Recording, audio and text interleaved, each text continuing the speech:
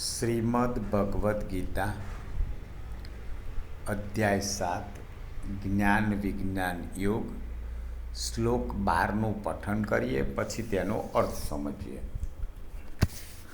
ये चैव सात्विका भावा राजसास्तामसाच्चये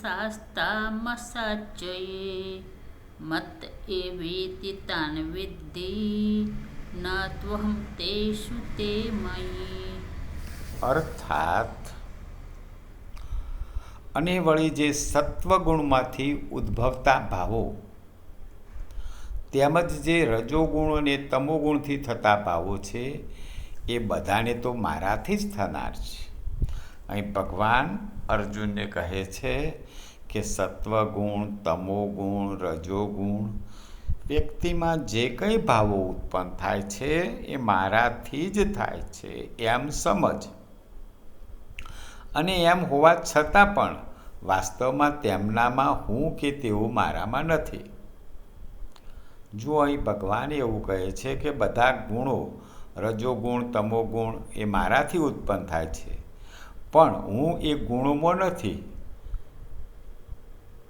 અને એ મારામાં પણ એવા ગુણો નથી. જય શ્રી કૃષ્ણ.